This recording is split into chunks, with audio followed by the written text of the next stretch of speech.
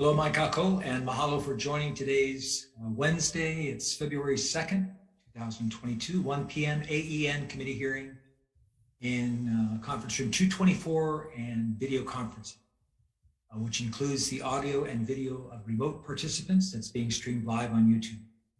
You'll find the links to viewing options for all of our Senate meetings on the live and on-demand video page of the legislature's website at capitol.hawaii.gov.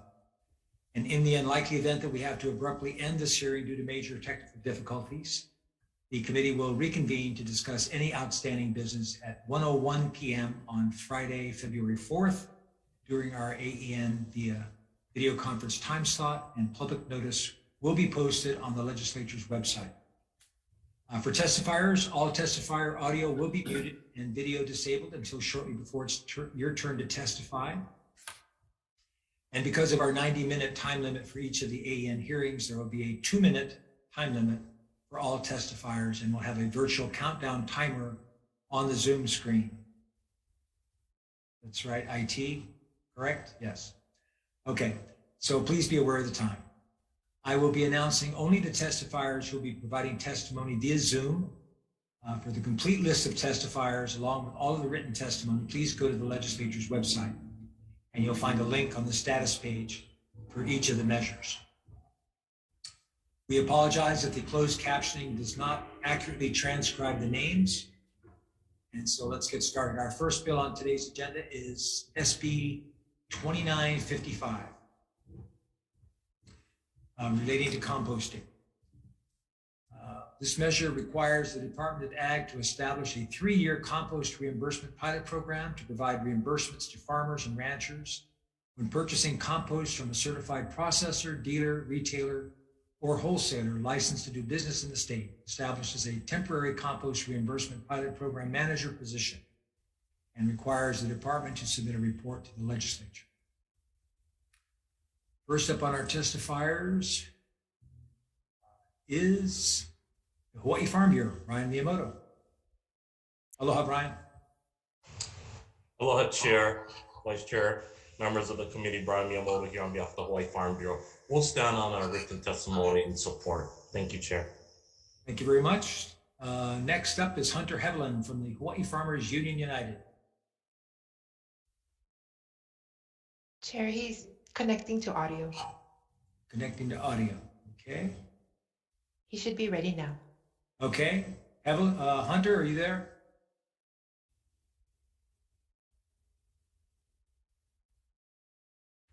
There he is. Hey, Hunter. Hey there. Sorry. Enjoying your coffee in the waiting room. So we're on 2555, Hunter.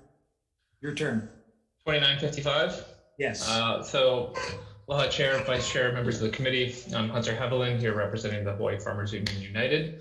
I'd like to stand in support of our testimony on this bill, and hopefully we'll see further support for conservation agricultural practices supported by the state in the coming years. Thanks for the opportunity to testify. Thank you, Hunter. And next we have Phyllis Shimabukuro Geyser from Department of Ag. Aloha, Chair, Vice Chair, members of the committee. Phyllis Shimabukuro Geyser, Chairperson, Department of Agriculture. We'll stand on our written testimony and support. Thank you. Thank you, Phyllis. And that's it on the testifiers. Members, any questions? Okay. Seeing none, we'll move on to the next measure. Okay, hang on here.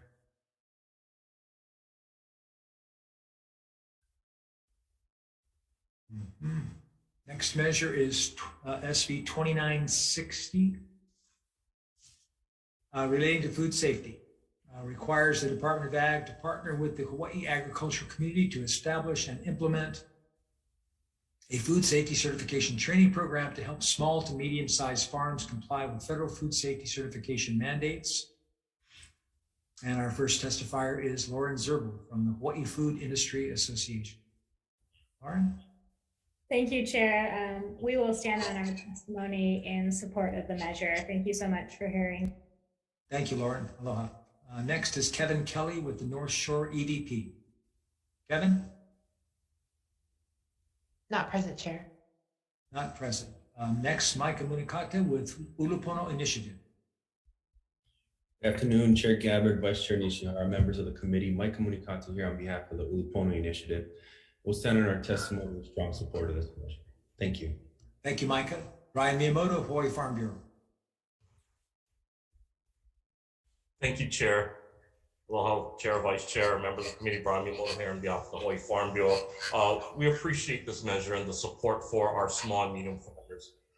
Compliance with FSMA can be costly, so the Hawaii Farm Bureau does support this measure, and we stand ready, if so asked by the legislature, to assist the Department of Agriculture in implementing this program. Thank you, Brian. Next is Phyllis Shimabukuro Geyser, Department of Ag. Phyllis. Aloha, Chair, Vice Chair, members of the committee. The department will stand on its written testimony supporting the intent and offering comments. Thank you. Okay. And that's all the testifiers. Do we have any questions, members? Okay. Moving on to our next bill, which is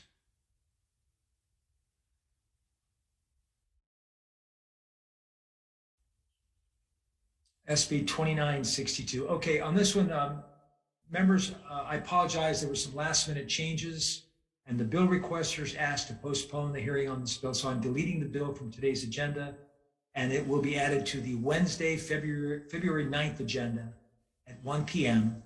in conference rooms 224 and video conferenced.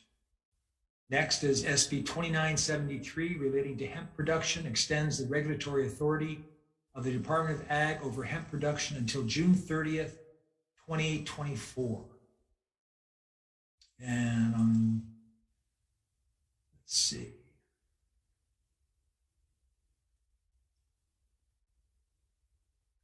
Oh, first up is Department of Health.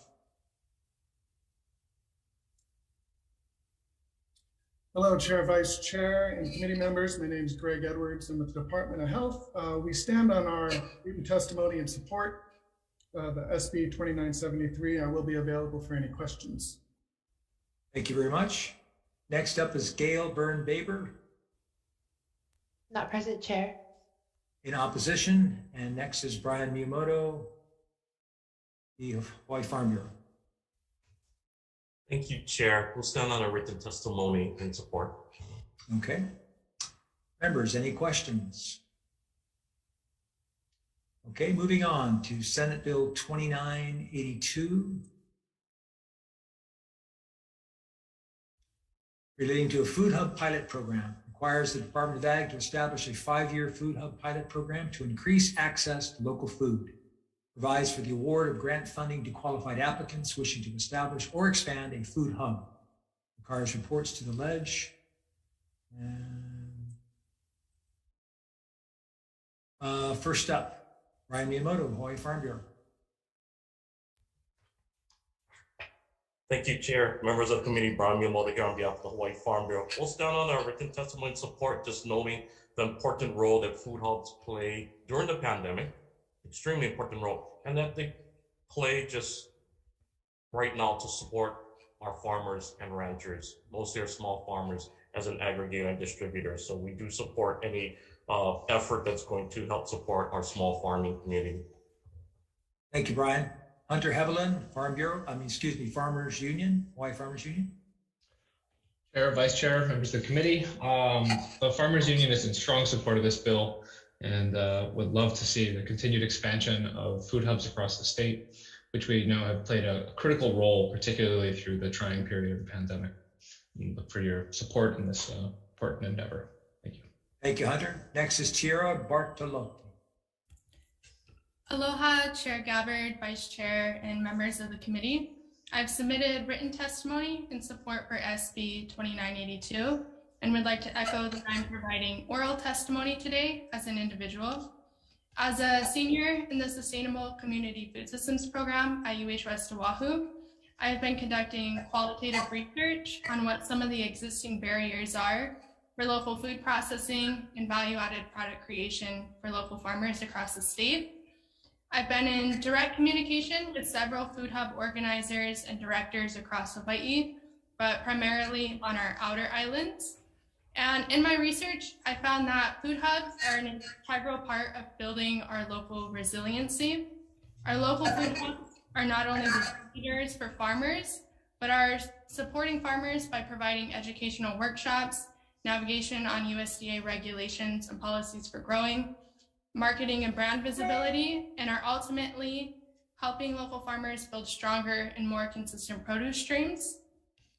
Additionally, producers who purchase source ingredients through the food hub's local resources and then sell through the food hub double the impact on the local food economy. So by allocating state funds towards expanding our local food hubs, this bill can help support the investment of much needed community shared infrastructure to support our local farmers, such as access to commercial certified kitchens, proper wash stations, access to adequate storage and commercial refrigeration. Increased grant funding for local food hubs can also expand education, training, and workshop opportunities for Hawaii's local farmers. Mahalo. Thank you, Tira. Members, any questions? Okay, moving on to our next measure, and that is SB 2986 relating to hemp. Removes certain duplicative regulations imposed on hemp producers in the state, allows hemp producers to sell biomass directly to consumers, requires that hemp produced in the state be labeled as Hawai'i produced, and that hemp produced outside the state be labeled with the appropriate origin. Okay, first up.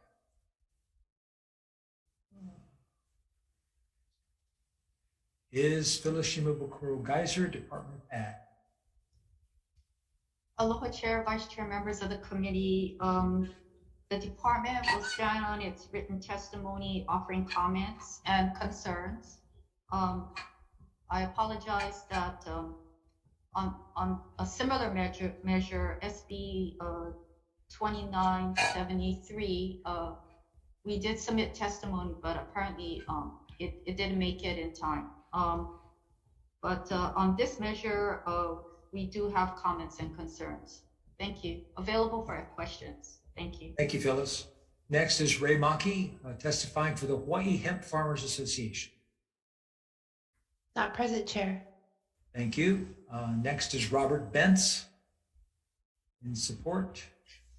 Aloha. Aloha, Robert. Thank you. It's my first time testifying. I'm a farmer lifetime in Kula. Strong support. Stand by my written testimony and willing to answer any questions.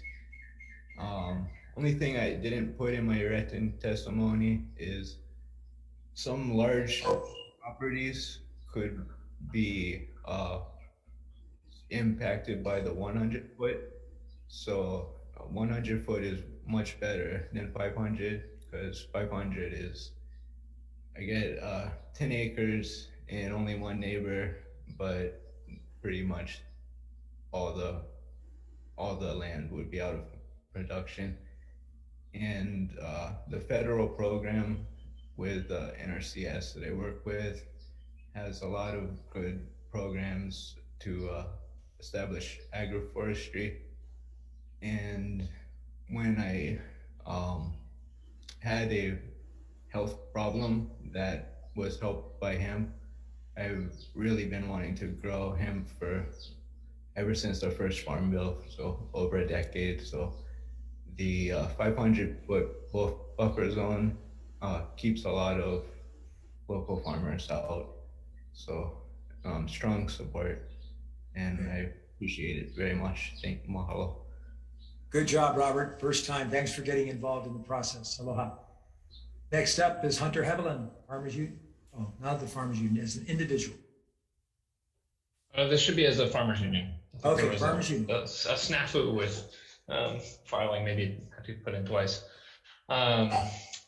So on behalf of the Farmers Union, we're seeking strong support for this bill to establish some origin labeling, but particularly to streamline unnecessary regulatory duplication, really hoping to expand the market opportunities for Hawaii's hemp farmers, a number of which are small and family farm operations. Should some of these regulations go into place, and in particular are seeking an amendment in addition to line G, which is part of our written testimony. We would then, I think, be in support of 2973 to extend the State Department of Agricultural oversight. So, for the opportunity to testify. Thank you, Hunter. Next is Gail Byrne testifying for the Hawaii Hemp Center. Yeah, aloha. I'm also representing the Hawaii Hemp Farm Association. Ray couldn't make it today, so thank you, Howard. Both in support of both organizations are in support of this bill. It's a great bill. It will hopefully fix a lot of the things that farmers need. And just by way of comment, I know a lot of you know because you've been advocates for us farmers, so thank you very much. But right now, there's estimated to be at least a $32 million hemp product industry here in Hawaii, but 99% of that money is being exported. And that's primarily due to the regulations that have handcuffed farmers in participating in that. And most of the hemp in those products is being imported. So this bill will begin to turn the tide and help recirculate the money, create more cottage industries. So urge you to support it, especially the processing on farm for small farmers. What it does is just take us back to what we've been doing for the last 3 years, which is safely processing in very small batches, especially when you're doing something without solvents. There's no need for going through a processing permitting. Just adds more regulation and more paperwork. And believe me, our farmers have been the most regulated in the country, as you know. So strongly in support of this, and also with the amendment that we asked for and the Farmers Union and other individuals have asked for to make sure we don't end up with duplicate double regulation with regard to inspections. We're already under the USDA for production, and they can inspect our farm anytime if there's any issues. And we are also required to use certified labs in the state to come out and sample our crops. So this bill will go a long way in helping to make hemp farmers viable. And I cannot underscore how important this is. Hemp farmers have literally lost their farms and huge chunks of their livelihoods because of the overregulation. So thank you very much. Thank you very much, Gail. Next up is the Department of Health.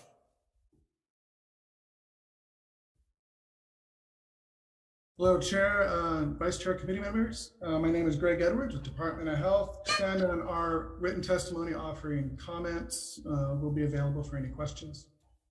Thank you very much. Next is Holly Shikata with the Attorney General's Office.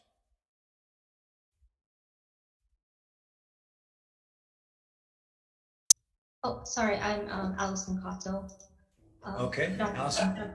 Thank you. Good afternoon, Chair, Vice Chair, and members of the committee. Allison Cotto, Deputy Attorney General on behalf of the Department of the Attorney General.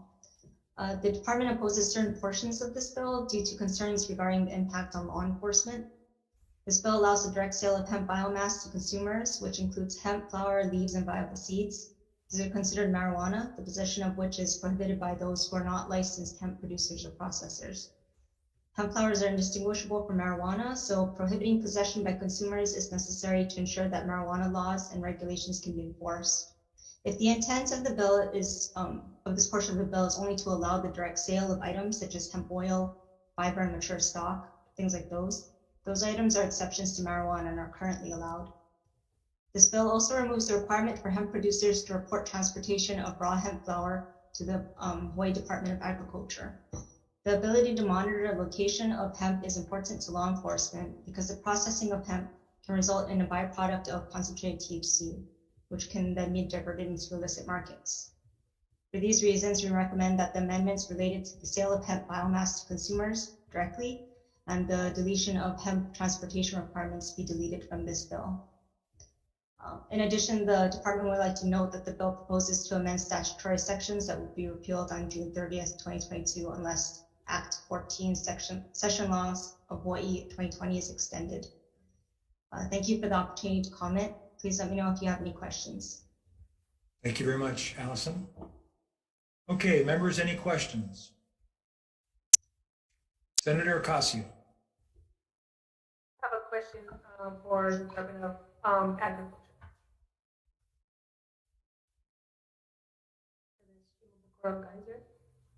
Hi. Thank you for being here today. I just had a question about why are the requirements for hemp processors more strict than federal rules? Our rules are based on the statute. So what we enforce is based on Act 14 that was passed, and that's what we implement.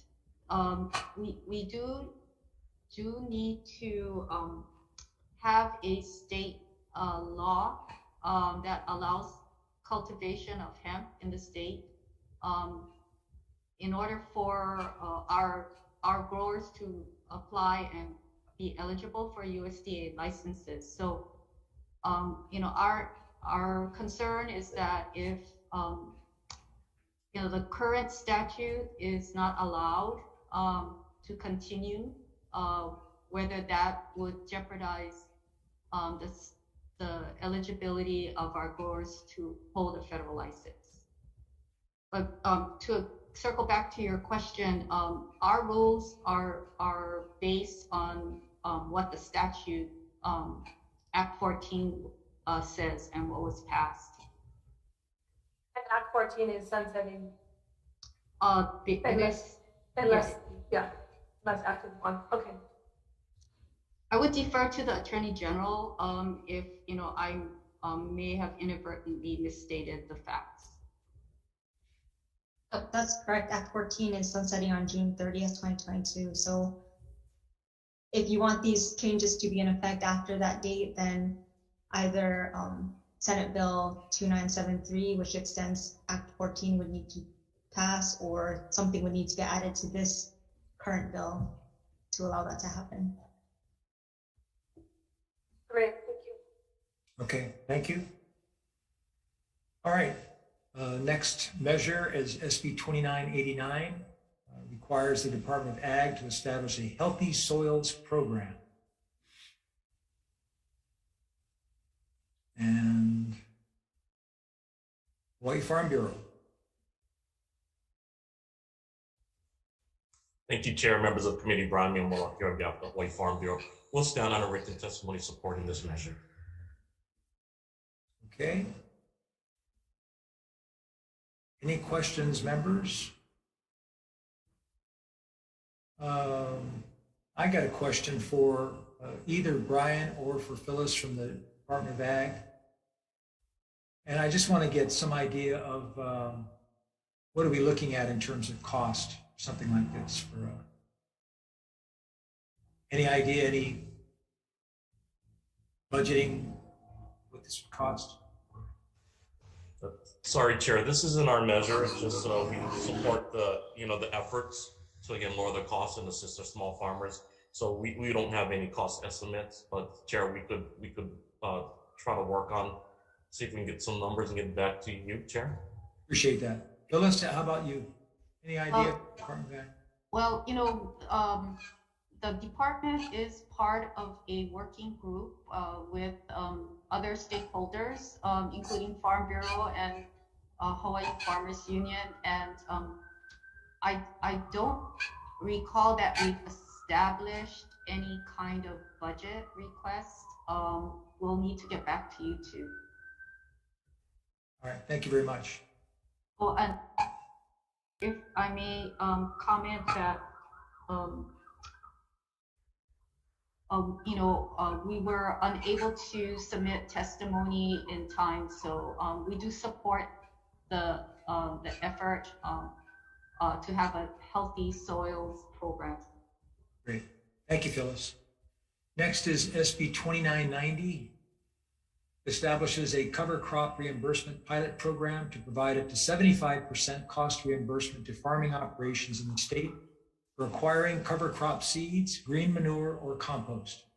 Requires the convening of a review panel to screen and rate applicants on the quality of their cover crop and green manure and composting practices. establishes a cover crop reimbursement pilot program manager position within the Department of Ag to administer the program, and it requires a report to the legislature. Okay, let's see. 2990. First up is Jeff Goodwin with UH. Aloha Committee and Chair. I'm Jeff Goodwin with CTAR UH, standing in today for our Dean, Nick Comerford. University of Hawaii supports the intent language of the bill, and we provided comments on additional language. We stand by our written testimony, and thank you for the opportunity to testify today. Thank you very much, Jeff. Next is Brian Miyamoto from the Farm Bureau. Thank you, Chair. Members of the committee, Byrne on behalf of the Hawaii Farm Bill. Like many of the measures on this agenda, we do thank you, Chair. Thank you for your efforts for the addressing some of the small farmer challenges. So we do support, and we'll stand on our written testimony. Okay, thank you. All right, let's see.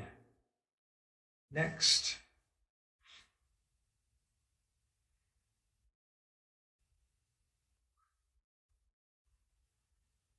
We have SB 3001 relating to sunscreen. Beginning January 1st, 2023, prohibits the sale, offer for sale, or distribution in the state of any sunscreen that contains active ingredients that are not generally recognized as safe and effective by the Food and Drug Administration without a prescription issued by a licensed healthcare provider. All right, Chair. Yes. I actually did have a question for Department of Ag on that last measure, but I didn't hear you asking. Sorry about that, Chair. That's fine. For Department of Agriculture, for Geyser. I'm sorry, but I can't get my video started. Oh, hang on. Okay, no problem. Okay, here I am. Okay. Yeah, so I just wanted to ask if you could elaborate a little bit on your concern for the potential import of invasive pests that you mentioned. And also, since cover crops are already being used by many farmers throughout the state, is there an alarming evidence of invasive pests specifically? I'd like to ask that Dr. Helmuth Rog get allowed into the room. You know, there's concern from our division that you know, without us evaluating a list of potential cover crops, whether, you know, there could be some unintended consequences or pathways that could, you know, impact you know, agriculture, you know, and he can also elaborate about how there might be some interaction with two-line spittlebug and pasture lands. Is Dr. Are you allowed to let Helmuth Rog into the room? He actually left the meeting. Oh, okay. Maybe we can follow up. It would be great if we could actually have him follow up directly with our office around that, because this is part of a larger concern. Okay, yeah, thank you. Yeah, Will thank do. you. Okay. Thank you for the question. Yeah, thank you. And Phyllis, if he could share that with all the committee members, that would be appreciated. Sure. We'll follow up through you, Chair, for the committee. Thank you. Okay, switching back to SB 3001, related to sunscreen. The first testifier is Council Member Kelly King from Maui. Aloha, Chair and Vice Chair and Committee. Can you hear me? Aloha, yes. Okay, I really wanted to thank, I actually listened to testimony, but I wanted to thank you for offering this bill up as an alternative to 2949 because of the preemption, and you know that we've passed this the ordinance in Maui County with your support, Chair. So I really appreciate all that you've done for this measure too. And I mentioned some of the people that we had. We had many groups and individuals and scientists come and testify in support of our measure, including Dr. Craig Downs, PhD, who's with Hereticus Lab. I'm just going to read an email that he sent to me that he asked me to read.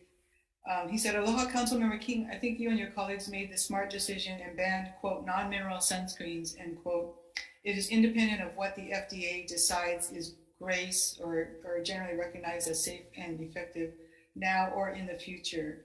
The concern in regards to Maui Ordinance 5306 is the language of preemption in the state proposals. Preemption, in my opinion, is almost always a bad idea that solely benefits industry and not the protection of public health or ecological health. So, we have ongoing support from Dr. Downs. I just wanted to read his words there and urge you to support 3001 going forward with this bill. And thank you for this and all the other agricultural measures. I wish I had time to follow all the other bills because there's some really good bills today. And just in closing, I'll wish everybody a happy World Wetlands Day today. Happy Groundhog Day. Happy Black History Month. And yes, today is World Wetlands Day. Thank you. And if you have any questions, I'm happy to answer them. Mahalo, Councilman. Next up is Lauren Zergle for the Hawaii Food Industry Association. Thank you, Chair. Lauren Zergle on behalf of Hawaii Food Industry Association. We represent retailers and suppliers of food and beverages in the state of Hawaii, as well as pretty much any item you'd buy in a grocery store. We are in opposition to this measure. We do think that since skin cancer is such a disproportionate effect on the state of Hawaii, that measures like this should really be taken with great caution. We're not sure if we would be able to get enough of the product that's being recommended, but furthermore, we just don't really think that the evidence exists to justify it. The FDA has come flat out and said that people should continue to use these ingredients while they're moving forward with their rulemaking process. We provide a quote from their website in our testimony on that. And also, we just feel that this measure would very likely hurt local retailers and encourage people to buy their favorite sunscreens online. There are a lot of different makeup products and tinted moisturizers that contain these ingredients, whether in a very small amount even. It would make a lot of products unavailable for sale in the state of Hawaii. So for those reasons, we would ask that the measure be held. Thank you so much. Thank you, Lauren. Next up is Lisa Bishop from the Friends of Hanauma Bay. Good afternoon, Chair, members of this committee. I'm Lisa Bishop, and I'd like to testify that we stand on our testimony in strong support of this measure if it is amended so that it does not preempt Act 104, 2018. Mahalo for the opportunity. Thank you, Lisa. Tina Yamaki from the Retail Merchants of Hawaii. Not present, Chair. Thank you. Lynn Miyahira from the Public Access to Sunscreens Coalition. Aloha, Chair Gabbard and Vice Chair Nishihara, members of the committee. My name is Lynn Miyahira, and I'm representing the Public Access to Sunscreens Coalition. We're a multi-stakeholder coalition of public health groups, dermatologists, researchers, manufacturers, and advocates for skin cancer survivors. We oppose SB 3001 because it'll create additional barriers for people to access sunscreens that are safe, effective, and FDA approved.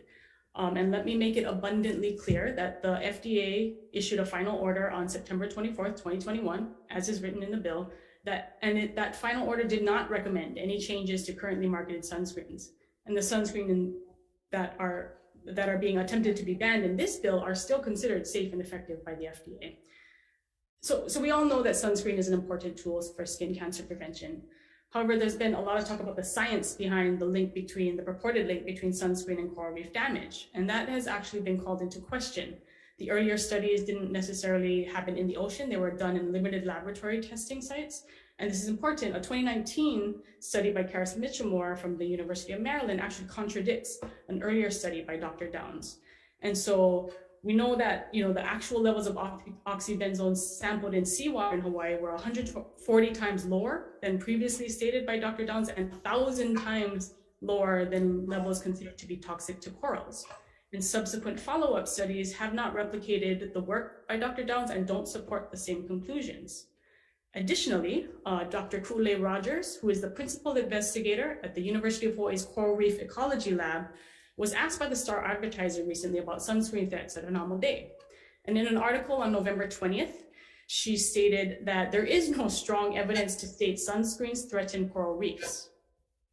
I'm going to repeat that. There is no strong evidence to state sunscreens threaten coral reefs. She goes on to say, our coral reef ecology lab has not seen the effects of sunscreen use on bleaching in our monitoring efforts. If there were effects from sunscreen, it would be evident.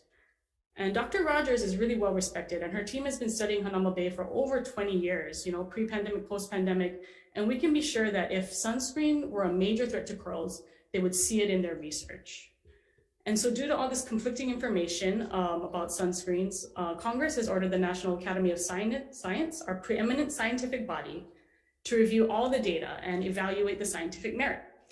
So until this report is issued, which should be about spring 2022, this report should inform future decisions on sunscreen. And until that review is completed, legislation like SB 3001 should be suspended until there's more data on the environmental and public health risks. So until then, this bill is premature, and the risk of severely restricting sunscreen options for the people of Hawaii outweigh the potential benefits. So again, I want to ask the legislator to please hold off on SB 3001 or any other legislation until more data is available. Mahalo for testifying. Thank you very much. Next up is Brian Nielsen from DLNR. Aloha, Chair Gabbard, Vice Chair Nishihara, members of the committee. Brian Nielsen, Administrator, Division of Aquatic Resources. We stand on our written testimony, appreciating the intent and providing some comments. Thank you. Thank you. Next is David Sakota from DLNR. Not present, Chair. Next is Department of Health. Good afternoon, Chair. This is Dr. Diana Felton, toxicologist with the Hawaii Department of Health. Thank you for having me today. We stand on our written testimony, providing comments, emphasizing the importance of balancing the environmental protection benefits and human health effects. So happy to answer any questions, and thank you for having me. Thank you very much. Okay, that's it on the testimony. Members, any questions?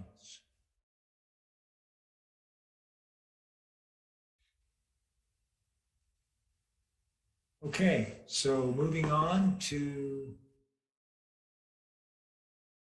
SB 3005, establishes a 3-year cover crop reimbursement pilot program to provide reimbursement to farming operations in the state for costs related to cover cropping. Establishes a cover crop reimbursement pilot program manager position within the Department of Ag. To administer the program requires an annual report to the Ledge. And we have Jeff Goodwin from UH in support. Aloha again. UH supports the intent and language of the bill. We provided additional comments. We suggest the bill be combined with SB 2990 as it has the same intent. We stand by our additional written testimony. Thank you. Thank you very much, Jeff. Brian Miyamoto from Hawaii. Thank you, Chair, members of the committee. Brian Miyamoto, Hawaii Farm Bureau. We'll stand on a written testimony in support. We do agree that it's very similar to SB, or some language in SB 2990. So we have the same testimony from both. Thank you, Chair. Thank you very much. Members, any questions? Okay, we are moving on to SB 3197. Establishes a farmer apprentice mentoring program to teach and train farmers to utilize a whole farm system approach to agriculture. Makes an appropriation to the Department of Ag to provide mentoring on a whole farm system approach to agriculture. All right, let's see.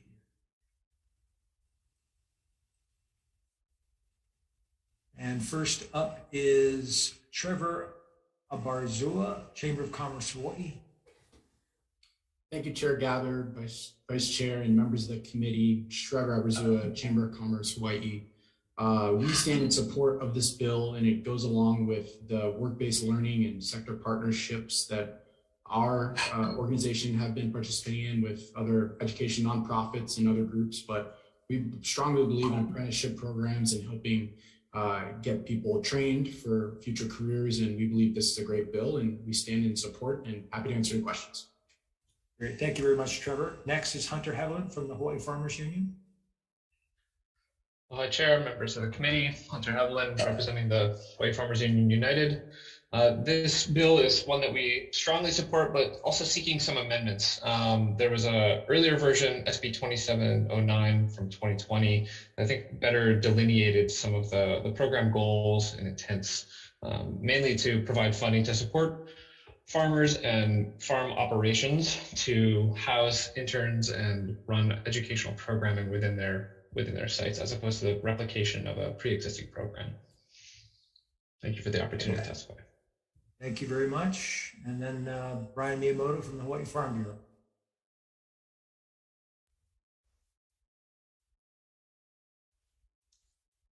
Thank you, Chair, members of the committee. The Hawaii Farm Bureau will stand on its written testimony supporting this measure. Great. And then the last measure on the 1 o'clock agenda is SB 3198, appropriates funds for capital improvement projects for agriculture. And first up is Micah Munakata from Ulupono Initiative. Good afternoon, Chair, Vice Chair, members of the committee. Mike Komunikata on behalf of the Ulupono Initiative. We'll stand on our testimony in support of this measure. Just to highlight a few additional comments. Chair, we appreciate your leadership in introducing these types of measures, understanding that a lot of CIP bills don't really get hearings, and allowing everyone to educate on the importance of infrastructure, especially around agriculture, is key. You know, this bill highlights the need for some support with Honolulu Marshalling Yard, which we're extremely supportive of in all their efforts over there on Hawaii Island. On top of that, we'd just like to state that there's a lot of great projects when it comes to agriculture infrastructure that are included within the Department of Ag's administration budget. So we ask the committee to continue to look at that CIP for DOA as an opportunity to support critical agriculture infrastructure across the state. Just wanted to highlight one additional thing. You know, the Department of Ag spends a lot of time and effort around their ag water use development plan.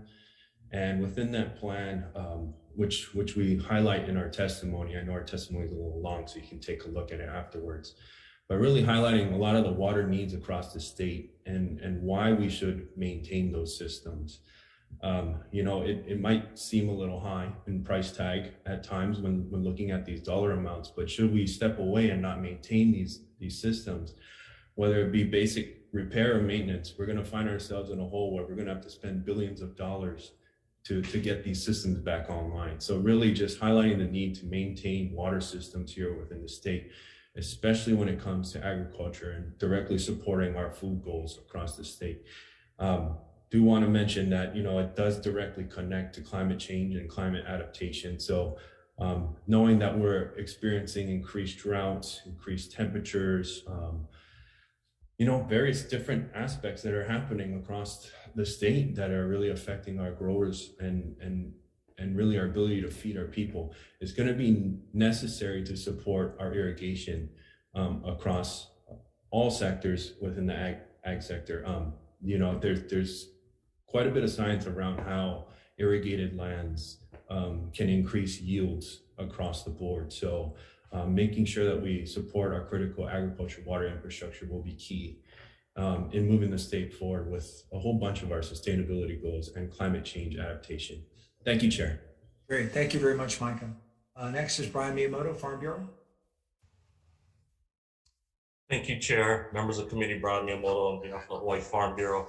I'm a little confused here because Mr. Munikata had my exact testimony. Chair, we do support this measure. We know this this bill is specific for the Hawaii Ulu Co-op or for the Ulu Co-op, but we do agree with Mr. Munikata about other projects and needing more investment and continued support investment from the legislature for agriculture infrastructure. So, you know, we've been supportive of the Ulu Co-op, want to continue support. In fact, Chair, I know you're very supportive, and if you don't mind, I know you can't see, but I got my Ulu right here from the Ulu Co-op. So again, there are multiple and many other infrastructure projects that do need support, but you know, we are still working with the Hawaii Ulu Co-op. They're still supporting our communities with food security. We're bringing in with the Hawaii Food Bank still to Oahu. So I think it's a worthy CIP request, and we do ask for the continued support for the many farmers that are part of the Ulupoa. Thank you for this opportunity to testify. Thank you very much, Brian. Members, any questions? Okay, seeing none, IT, if we could go to a breakout room, have some discussion. We'll be back for some decision making. Aloha, Senator Gabbard. This is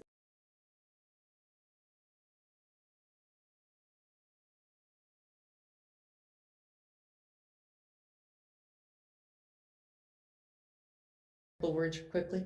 Yes, go ahead. Okay, that's very kind of you. I know it's a little off protocol, but thank you. I appreciate that. So my testimony was opposed or asked for amendments to SB 2973, which reauthorizes Act 14, which, as Chair DOA mentioned, does authorize a hemp program for us to be under USDA in Hawaii. So we understand the importance of that. But the concern is there are interim rules out there that are incredibly onerous that have not come into play or been officially adopted, as far as I understand it. And just so you know, the concerns among us farmers are like this. One of the interim rules states that we can be fined $10,000 for not filing a movement report correctly or on time. I mean, that would wipe out any small business. That's a huge amount of money. We'd also be charged $50 per hour in mileage for inspections. I don't know how many other crops are charged for that. I mean, we're already hanging on by a thread. So there's reasons why we're concerned about the interim rules that are coming up and why we've asked for what we've asked for in SB 2986. So thank you for letting me take a few minutes to explain that. Aloha. Thank you, Gail. Okay, IT, if you could take us into the breakout room, please.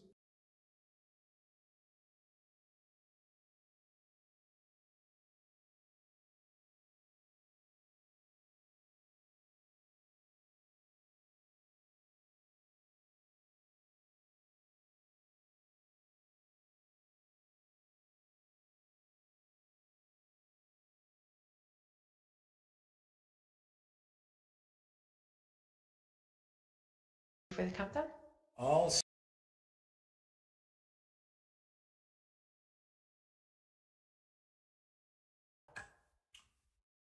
Aloha Kako, coming back for the decision making on the 1 o'clock agenda for today, February 2nd, for AEN. Start off with Senate Bill 2955 relating to composting.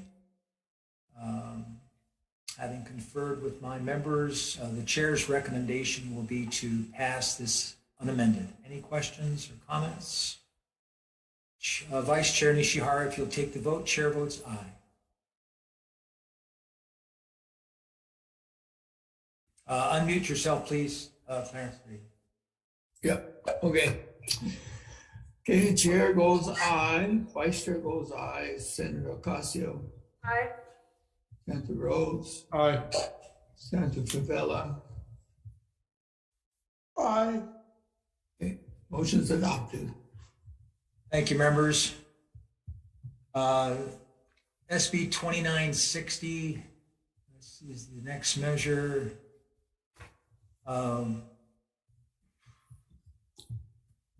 This one requires the Department of Ag to partner with the Hawaii Ag community to establish and implement a food safety certification training program. Chair's recommendation on this one will be to pass this one as well, unamended. Any questions or concerns? Chair votes aye. Vice Chair, for the vote. Okay, members, in attendance, any voting with reservations or in opposition? Seeing none, motion's adopted. Thank you, members. And if you missed this earlier, the announcement on SB 2962, the Green Amendment, we deleted the bill from today's agenda, and we'll be having that one on Wednesday, February 9th at 1 p.m. in conference room 224 and video conferencing. Next is SB 2973 related to hemp,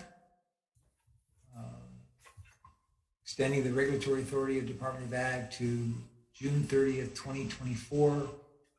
And on this one, what I've decided to do is to defer decision-making until Monday, February 7th at 1:30 in conference room 224 and video conference. The chair needs more time to consider this one and to talk to the stakeholders as well. SB 2982, the Food Hub Pilot Program. Chair's recommendation on this will be to pass unamended. Any questions or concerns? Okay, so chair votes aye. Vice chair for the vote. Members present, any voting with opposition or in reservations? Seeing none, motion's adopted. Thank you, members. And then SB 2986 is the also relating to hemp. Let's see, and on this one, the chair's recommendation will be to pass unamended. Any questions or concerns? Chair votes aye. Vice Chair. Members present, any voting with opposition or in reservations? Seeing none, motion's adopted. Thank you, members. SB 2989, relating to healthy soils. Chair's recommendation is to pass as is. Any comments or discussion? Chair votes aye. Vice Chair. Members present, any voting with opposition or reservations? Seeing none, motion's adopted. Thank you, members. On SB 2990, relating to sustainable ag. On this one, Chair's recommendation would be to pass unamended. Concerns, questions? Chair votes aye. Vice Chair. Members present, any voting with opposition or reservation? Seeing none, motion's adopted. Thank you, members.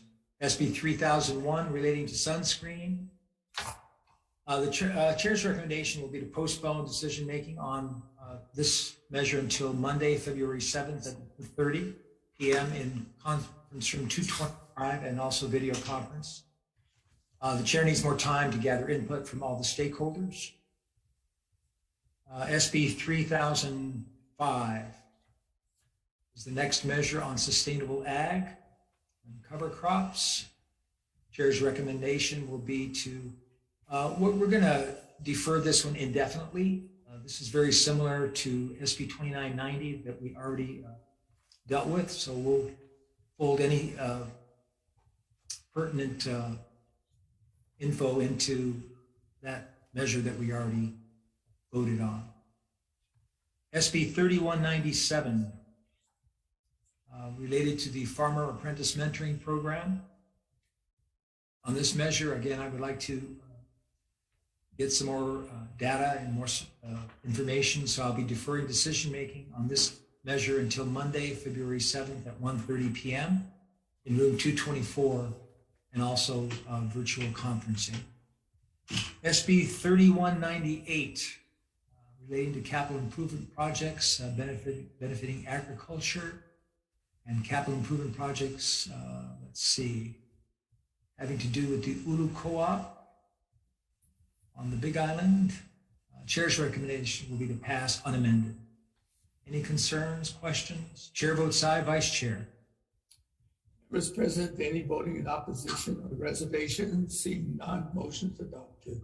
Great, thank you, members. And I do want to mention that our 115 agenda dealing with SB 2068 relating to land management, we will defer decision making. Having conferred with the Water Land Chair, we've decided, at least for AEN, we're going to defer decision making on this measure until Monday, February 7th at 1:30 p.m. in room 224 and also by video conference. Members, participants, thank you very much for your time. I'll adjourn this hearing. Mahalo.